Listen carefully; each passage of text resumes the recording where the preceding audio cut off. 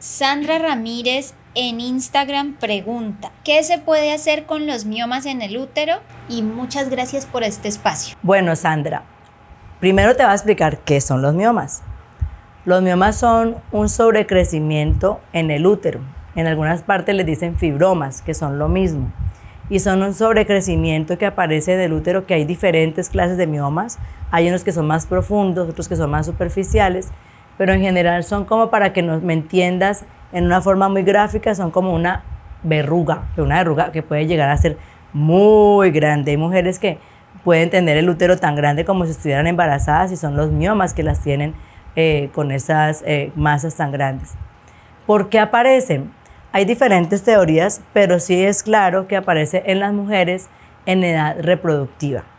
Eso quiere decir que es bajo la influencia de las hormonas.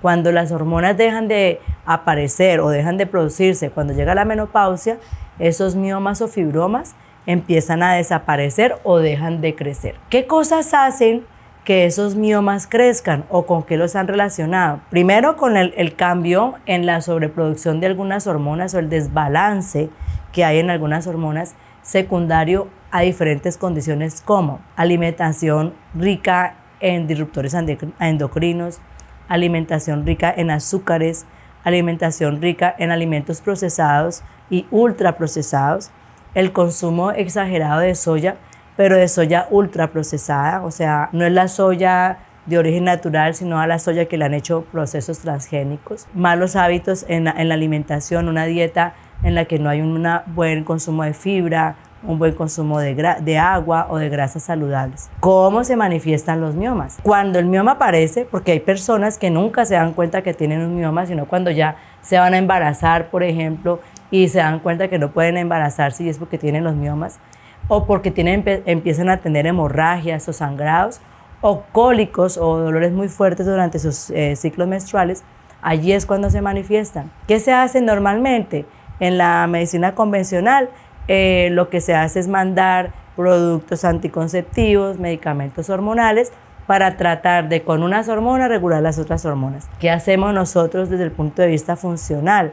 Pues ir más al fondo y a la raíz. Primero que todo, entender que el contacto con estos disruptores endocrinos, con estas sustancias químicas tóxicas que están en los productos industrializados, en los ambientadores, en el ambiente, en los maquillajes, deben prevenirse aún en las niñas desde pequeñas, porque el contacto de estas sustancias disruptoras, como lo dice su nombre, en edades tempranas, también se relaciona con que luego aparezca este crecimiento exagerado de esos miomas. Entonces, desde niñas debemos empezar a controlar a estas pequeñas, a cuidarle la alimentación, a cuidarle el contacto con los disruptores endocrinos, pero también a enseñarles a tener prevención en estilos de vida saludables. Y si ya lo padeces, pues empieza a cortar la raíz de tu problema, empieza a aumentar el consumo de alimentos ricos en fibra, ricos en grasas saludables, para empezar a dar desde la microbiota,